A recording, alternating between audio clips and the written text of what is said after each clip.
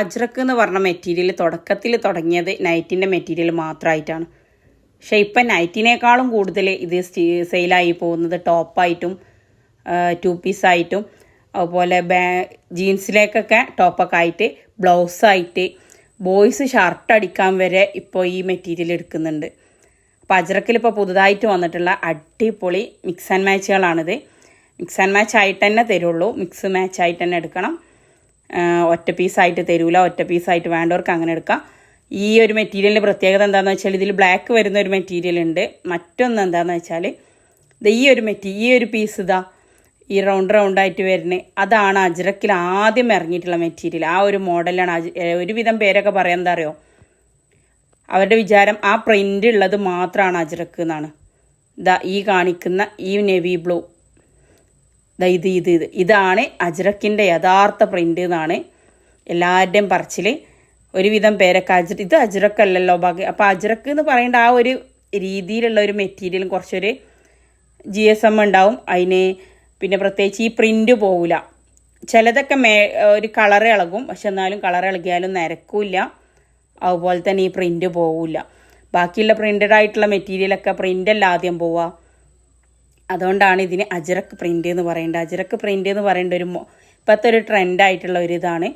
ഈ ട്രെൻഡ് തുടങ്ങിയിട്ട് ഇപ്പോൾ 1 വർഷത്തോളമായി, പക്ഷെ പോവാത്തൊരു ട്രെൻഡായിപ്പോയി ഇത്. ചുങ്കിടി മെറ്റീരിയലിനെ കൊണ്ട് പറഞ്ഞ പോലെ തന്നെയാണ്. അപ്പോൾ ഇപ്രാവശ്യം വന്നിട്ടുള്ളത് ഈ മോഡലുകളാണ്. ഇതിൽ 320 ഈ മോഡലിലില്ല, മിക്സ് മാച്ച് ഇല്ല, വേറെ മോഡലിലാണുള്ളത്. ഷാൾ നൈറ്റികൾ ഏതും സ്റ്റോക്കില്ല. കോട്ടൻ്റെ ഷാൾ നൈറ്റികൾ ഉണ്ടതിന് പക്ഷേ വീഡിയോ ഇട്ടുന്നതിന് മുമ്പ് തന്നെ അത് തീർന്നു പോയി. നിങ്ങൾക്ക് ആർക്ക് വേണമെങ്കിലും കുറച്ചധികം പീസുകൾ വേണമെന്നുണ്ടെങ്കിൽ വാട്സപ്പിൽ വന്നാൽ മതി. അപ്പോൾ നമ്മൾ മെറ്റീരിയൽ എടുക്കുമ്പോൾ ആ കൂട്ടത്തിൽ എടുത്തിട്ട് തരും. അപ്പോൾ അങ്ങനെ എടുത്തിട്ട് ആദ്യം പറയുന്നവർക്ക് നമ്മൾ ആദ്യം ഫോട്ടോസ് അയച്ചു കൊടുക്കുകയും ചെയ്യും. അപ്പോൾ ഇതിപ്പോൾ 380 പീസുകളുണ്ട്. ഇത് ഓരോ മോഡലുകളും 4 കെട്ട് വീതമുണ്ട്. അപ്പോൾ വേണ്ടവർ വേഗം വരിക. ഇത് നമുക്ക് 2 പീസായിട്ട് പുറത്തേക്ക് ഇടാം, അതുപോലെ വീട്ടിൽ യൂസ് ചെയ്യണമെങ്കിൽ അങ്ങനെ ഇടാം, നൈറ്റി ആയിട്ട് വേണ്ടവർക്ക് അങ്ങനെ ഇടാം. ഇതിൽ ബ്ലാക്ക്, നേവി ബ്ലൂ, മെറൂൺ ഈ 3 കളറാണ് ഇതിൽ വരുന്നത്. ബാക്കി മോഡൽസിലൊക്കെ റെഡ് വരുന്നുണ്ട്. ഈ ഒരു മോഡലിൽ റെഡ് വരുന്നില്ല. ഇത് കാണാനും നല്ലൊരു വെറൈറ്റി ആയിട്ട് നല്ലൊരു ഭംഗിയുണ്ട് കാണാൻ. എന്താ പറയുക, ബോൾ പ്രിൻ്റോ അങ്ങനെ എന്തോ ആണ് അവിടുന്ന് അവർ പറഞ്ഞത്. എല്ലാവരും കളിയാക്കാറ് മാങ്ങാച്ചെത്ത് പ്രിൻ്റ്, കുഞ്ഞി പ്രിൻ്റ് എന്നൊക്കെ പറഞ്ഞിട്ട് പുതിയ പേരുണ്ടാക്കുന്നുണ്ട്. എൻ്റെ പണിയാണെന്ന് പറഞ്ഞിട്ട് എൻ്റെ നാട്ടുകാർ എന്നെ കളിയാക്കാറുണ്ട്. ഇത് ലൈൻസ് മോഡലാണ്. ഇനി ആരും ഒന്ന് നിവർത്തി കാണിച്ച് ഫോട്ടോ ഇട്ടിട്ട് പറയരുത്, അതിനാണ് ഇങ്ങനെ വീഡിയോയിൽ ഇടുന്നുണ്ട്. അങ്ങനെ നിവർത്തി ഇടുമ്പോൾ പിന്നെ അത് നമുക്ക് മടക്കലും ആക്കലുമായിട്ട് നമുക്ക് പണിയാണ്. നമ്മൾ ഷോപ്പല്ല, വീട്ടിൽ വെച്ചിട്ടാണ് ഞാൻ ചെയ്യേണ്ടത്. ഒരുവിധം പേർക്കൊക്കെ വാട്സപ്പിൽ വന്നാൽ ചോദിക്കാറുള്ളത് ഷോപ്പാണോ വീടാണോ പിന്നെ ഏതാണ് സ്ഥലം. ഞാൻ മലപ്പുറം ചെമ്മാടാണ് എൻ്റെ വീട്. അപ്പോൾ ഞാൻ ചെയ്യാറുള്ള ബിസിനസ് എങ്ങനെയാണെന്ന് വെച്ചാൽ ഞാൻ ആവശ്യക്കാർക്ക് ഫോട്ടോസ് അയച്ചു കൊടുക്കും. അതിൽ നിന്ന് അവരിഷ്ടമുള്ളത് സെലക്ട് ചെയ്യും. എന്നിട്ട് ചെമ്മാട് സ്റ്റാൻഡിലേക്ക് വരികയാണെങ്കിൽ നിങ്ങൾക്ക് ക്യാഷ് ഓൺ ഡെലിവറി ആക്കിയിട്ട് എടുക്കുക. സ്റ്റാൻഡിലേക്ക് സാധനം എത്തിച്ചേരും, അവിടെ നിന്ന് എടുത്താൽ മതി. പേയ്മെൻറ്റും അവിടെ നിന്ന് കൊടുത്താൽ മതി. വീട്ടിൽ വന്നിട്ട് ഡയറക്റ്റായിട്ട് പർച്ചേസ് ചെയ്യാൻ ഞാൻ ആർക്കും അനുവാദം കൊടുക്കാറില്ല. കാരണം നമ്മളെ സ്വന്തം വീടല്ല എന്നല്ല, ഉപ്പയമ്മയൊക്കെ ഉണ്ട് കൂടെ. അപ്പം അവർക്ക് ഇങ്ങനെ മറ്റുള്ളവർ വീട്ടിൽ കയറി ഇറങ്ങേണ്ട ഒരു താല്പര്യം ഇല്ലാത്ത ആളാണ്. ഈ ഒരു രീതിയിൽ നിന്നിട്ട് ഇത് മുന്നോട്ട് കൊണ്ടുപോകാനാണ് എൻ്റെ താല്പര്യം. ഇല്ലയെന്നുണ്ടെങ്കിൽ മറ്റേ താറാവിനെ കൊന്ന പോലെ ആവും, രണ്ടും ഇല്ലാത്ത അവസ്ഥവും അതാ വേണ്ടാന്ന് വെച്ചിട്ടാണ്. അപ്പം അങ്ങനെയുള്ളതിന് ആർക്ക് വേണമെങ്കിലും ചോദിക്കാം. ഇനി അതല്ല പോസ്റ്റ് വഴിയോ കൊറിയർ വഴിയോ ഏത് ഭാഗത്തേക്കും അയക്കുന്നതാണ്. മിഞ്ഞാന്നിപ്പോൾ ദുബായിലേക്ക് കുറച്ച് സാധനം അയച്ചിട്ടുണ്ട്. ഓലെ കയ്യിലത് കിട്ടിയിട്ടില്ല. ഇൻഷാ അല്ലാഹ് എന്തായാലും അത് കിട്ടും എന്നുള്ള ഉറപ്പുണ്ട് 3-4 ദിവസം കൊണ്ട്. അപ്പോൾ എങ്ങോട്ട് വേണമെങ്കിലും ഡെലിവറി ഉണ്ട്, എങ്ങോട്ട് വേണമെങ്കിലും അയച്ചും തരാം, അതൊന്നും പ്രശ്നമില്ല. പക്ഷെ ആദ്യം പേ ചെയ്യണമെന്ന് മാത്രം. ഡയറക്റ്റ് വരുന്നവർക്കാണെങ്കിൽ അങ്ങനെ ചെയ്യേണ്ട, അല്ലാത്തവർ ഗൂഗിൾ പേ അതിൽ പേയ്മെൻറ്റ് ചെയ്യണം. ഡ്രസ്സ് വിടണം എന്നിട്ട് അയക്കുള്ളൂ. ചിലർ പോസ്റ്റ് ഓഫീസിൽ ക്യാഷ് ഓൺ ഡെലിവറി ആക്കിയിട്ട് കൊടുത്തൂടെ എന്നൊക്കെ പറയുന്നു. പക്ഷെ അതൊക്കെ പിന്നെ അതിനും വേറെ പണിക്ക് അങ്ങനെ നടക്കണം. അപ്പോൾ ആ ഒരു പരിപാടി ഇല്ല. ഞാനിവിടെ യൂണിറ്റ് ആയിട്ട് നടത്തുന്നുണ്ട്, അതുകൊണ്ടാണ് ഇതിൽ റേറ്റ് പറയാത്തത്. റേറ്റ് അതുപോലെ ആവശ്യമൊക്കെ ഉള്ളവർ എന്ത് ചെയ്യുക, ഇതിൽ ഞാൻ കൊടുത്തിട്ടുള്ള വാട്സപ്പ് നമ്പറിൽ വരിക. അതുപോലെ ഒത്തിരി പേര് പറയാറുണ്ട് നിങ്ങൾ പറഞ്ഞെന്ന ഐഡിയകളൊക്കെ നോക്കി ഞങ്ങളിത് നിർത്തിയോലാണ്, ഞങ്ങൾ ആദ്യം ചെയ്ത് നോക്കിയതാണ്. അപ്പം നിങ്ങൾ നിർത്തിയോലാണെന്നുണ്ടെങ്കിൽ എന്ത് ചെയ്യുക, ഒരു ദിവസം നിങ്ങൾ എന്ത് ചെയ്യുക, എല്ലാ പണിയും പെട്ടെന്നൊക്കെ തീർത്തിട്ട് ഒന്നിരിക്കുക ഒരു 10 മിനിറ്റ്. എന്നിട്ട് ആദ്യം നിങ്ങളൊരു കാര്യം ചിന്തിക്കുക, നിങ്ങൾ ബിസിനസ് തുടങ്ങിയത് എങ്ങനെയാണ് എന്നാണ്, അന്നത്തെ മെറ്റീരിയലിൻ്റെ റേറ്റ് എങ്ങനെയാണ്, നിങ്ങൾ ഹോൾസെയിലായിട്ടാണോ വാങ്ങിയിരുന്നത്, റീറ്റെയിലായിട്ടാണോ വാങ്ങിയിരുന്നത്, നിങ്ങൾ ആർക്കെങ്കിലും അന്ന് അവരോട് പൈസ വാങ്ങേണ്ട മടിയില്ലേ എന്ന് വെച്ചിട്ട് അവർക്ക് വെറുതെ കൊടുത്തിരുന്നോ, ഇനി അതല്ലെങ്കിൽ നിങ്ങൾ കടം കൊടുത്തിരുന്നോ, അതല്ലെങ്കിൽ മറ്റുള്ള അടിച്ചു കൊടുത്തപ്പോൾ നിങ്ങൾക്ക് അതിലെന്തെങ്കിലും മിസ്റ്റേക്ക് വന്നിരുന്നോ, നിങ്ങൾ തുണി ക്വാളിറ്റി ഇല്ലാത്തതായിരുന്നോ കൊടുത്തിരുന്നത്, അതല്ലെങ്കിൽ നിങ്ങൾ ഒന്നെടുത്താൽ പിന്നെ അവരോട് അടുത്തത് ചോദിക്കാൻ വിട്ടുപോയിട്ടുണ്ടായിരുന്നോ, നിങ്ങളത് ഒന്ന് സ്പ്രെഡ് ആവാൻ വേണ്ടിയിട്ട് എന്തെങ്കിലും കാര്യങ്ങൾ ചെയ്തിരുന്നോ, കുറച്ച് ക്ഷമിച്ച് നിങ്ങൾ കാത്തിരുന്നിട്ടുണ്ടോ, നിങ്ങൾ ചെയ്തതിൽ എന്തെങ്കിലും ഒരു പുതുമ ഉണ്ടാക്കിയിട്ടുണ്ടോ, അതല്ലെങ്കിൽ നിങ്ങൾ മറ്റുള്ളവരോട് നിങ്ങൾക്കുള്ള പരസ്യം നിങ്ങൾ തന്നെയാണ്. നിങ്ങൾക്ക് വേണ്ടിയിട്ട് ആ ഓല് പറഞ്ഞോളൂ ഇവല് പറഞ്ഞോളൂ, ഞാൻ പറഞ്ഞപ്പോൾ ഇവൽ എന്താ വിചാരിക്കുക, എനിക്ക് അങ്ങനാവും ഇങ്ങനാവും, അങ്ങനെ ഒന്നും വിചാരിച്ചിട്ട് കാര്യമില്ല. ഇന്ന് വലിയ നിലയിലെത്തിയിട്ടുള്ള ആരും തുടക്ക സമയത്ത് പരിശ്രമിക്കാത്തോലല്ല. നിങ്ങൾ ഏത് വലിയ ആൾക്കാരെ എന്താ പറയുക അഭിമുഖങ്ങളും കാര്യങ്ങളൊക്കെ ഒന്ന് എടുത്ത് നോക്കി, ഓല് വന്ന വഴി, ഓല് പട്ടിണി കിടന്നത്, ഓല് അങ്ങനെ ചെയ്തത്, ഉറങ്ങാത്ത രാത്രികളൊക്കെ എല്ലാവരുടെ ഹിസ്റ്ററിയിലും ഉണ്ടാവും.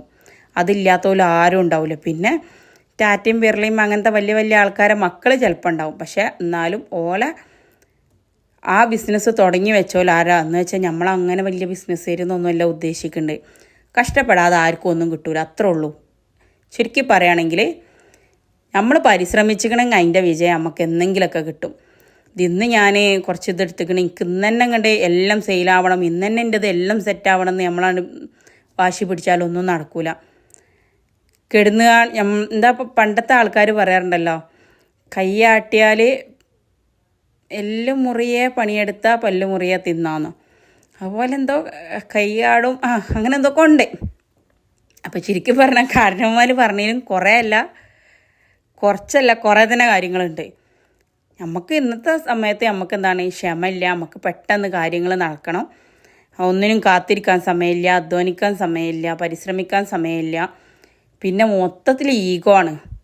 ഞാൻ ഓളോട് ചോദിച്ചാൽ ഇപ്പോൾ ഓള് പറയും, ഓ എന്നെക്കൊണ്ട് എന്നോടൊരു താത്ത വിളിച്ചപ്പോൾ പറഞ്ഞതാ, എൻ്റെ ഇളച്ചികളൊക്കെ എടുക്കലുണ്ട്, പക്ഷെ ഓൽക്കൊക്കെ ചിത്താന്തേക്കാരം. ഓല് പറയും ഞങ്ങളെടുത്തിട്ടല്ല ഇപ്പം നിങ്ങളെ കച്ചവടം ഉഷാറായിന്ന് ഓല് പറയണ്ട വിചാരിച്ചിട്ട് ഞാൻ ഓലോടൊന്നും ചോദിക്കില്ല.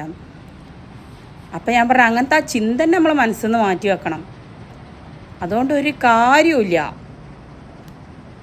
അതല്ലെങ്കിൽ നിങ്ങൾ മെറ്റീരിയൽ എടുത്ത അത്രയും പൈസ നഷ്ടത്തിലായിരുന്നു നിങ്ങൾ സെയിൽ ചെയ്തിരുന്നത്. ചിലർക്കൊരു തെറ്റിദ്ധാരണ, കടയിലുള്ള വിലനേക്കാളും കൂടുതൽ കൊടുത്താൽ നമുക്ക് കച്ചവടം ഉണ്ടാവില്ല, ആദ്യം കുറച്ച് കൊടുത്തുകാണ്ട് പിന്നെ നമുക്ക് കൂട്ടിയെടുക്കാമെന്ന്. പക്ഷെ ഒരിക്കൽ വാങ്ങിയ കസ്റ്റമർ പിന്നെ അതിനേക്കാളും വില കൂടുതലാന്ന് പറയുമ്പോൾ എടുക്കാൻ കൂട്ടക്കൂല. അപ്പം അങ്ങനെയുള്ള ചെറിയ ചെറിയ തെറ്റുകൾ നിങ്ങൾ നിങ്ങളെ മനസ്സിൽ അതൊക്കെ ചെറിയ കാര്യങ്ങളല്ലേന്നാവും. പക്ഷെ അങ്ങനെയുള്ള ഈ ചെറിയ ചെറിയ കാര്യങ്ങളാണ് വലുതായിട്ട് ബിസിനസ്സിനെ ബാധിക്കുന്നതും ആ ബിസിനസ് പിന്നെ ഒന്നും അല്ലാതായിത്തീരുന്നതും നമ്മൾ ഈ ശ്രദ്ധിക്കാവുന്ന പോകുന്ന ഈ ചെറിയ ചെറിയ തെറ്റുകൾ കാരണമാണ്. അപ്പം മനസ്സ് മടുത്ത് ചിലപ്പോൾ എന്ത് ചെയ്തിട്ടുണ്ടാവും, ആദ്യം ഒരു 5 എണ്ണം എടുത്തിട്ടുണ്ടാവും, ആ 5 എണ്ണത്തിൽ 2 എണ്ണം അവിടെ ബാക്കി കിടന്നിട്ടുണ്ടാവും. അപ്പോൾ ഇതപ്പോൾ കച്ചവടം എന്ന് വിചാരിച്ചിട്ട് പിന്നെ ആ ഭാഗത്തേക്ക് നോക്കിയിട്ടുണ്ടാവില്ല. അതല്ലെങ്കിൽ നിങ്ങൾ അടിച്ചതിന് എന്തെങ്കിലുമൊക്കെ മിസ്റ്റേക്ക് പറ്റിയാലും ഇപ്പം നമ്മളൊരു കസ്റ്റമറായിട്ട് നമ്മളെ മനസ്സിൽ കാണുക. നമ്മളൊരാളുടെ ഒരു സാധനം വാങ്ങിയാൽ പെട്ടെന്ന് അത് കേട് വന്നാൽ പിന്നെ നമ്മൾ ആളടുത്തേക്ക് പോവോ? അവർക്കൊരു സപ്പോർട്ട് കൊടുക്കണം എന്ന് വിചാരിച്ചിട്ട് നമ്മൾ വാങ്ങി, പക്ഷേ നമ്മളടുത്ത് ആ സാധനം പെട്ടെന്ന് കേടായി. അപ്പോൾ പിന്നെ ഓള് പാവല്ലേ എന്ന് വിചാരിച്ചിട്ട് ഓളടുത്ത് വാങ്ങിയതേനി. അപ്പോൾ ഓള് ലോക്കൽ സാധനം കൊടുന്ന് ഇറക്കിയാണ്ട് കച്ചവടം ചെയ്യുക. അതുകൊണ്ട് എന്ത് കാര്യമുള്ളൂ, നമ്മളതും പൈസ തന്നെ അല്ലേന്ന് നമ്മൾ ചിന്തിക്കുള്ളൂ. പിന്നെ ഓലോടത് തുറന്ന് പറഞ്ഞില്ലെങ്കിലും പിന്നെ ആ ഭാഗത്തേക്ക് നമ്മൾ പോവില്ല. അതേപോലെ തന്നെ ആവും ആരും നമ്മളടുത്ത് വാങ്ങായാലും ഉണ്ടാകേണ്ട അനുഭവം. അപ്പം നമ്മളൊരു മുതലാളിച്ചയായിട്ട് ചിന്തിച്ച് തുടങ്ങിയാൽ നമുക്ക് പെട്ടെന്ന് മടുക്കും. അതേ സമയത്ത് നമ്മളൊരു തൊഴിലാളിയായിട്ട് ചിന്തിക്കുക, ഒരു നമ്മളെ സ്വയം കസ്റ്റമറാക്കുക. നമ്മൾ ഒരു ഷോപ്പിൽ പോകുമ്പോൾ നമ്മളൊരു സാധനം എടുക്കുമ്പോൾ നമ്മളെ കണ്ണിൽ എന്തൊക്കെയാണ് നമ്മൾ ആദ്യം നോക്കുക.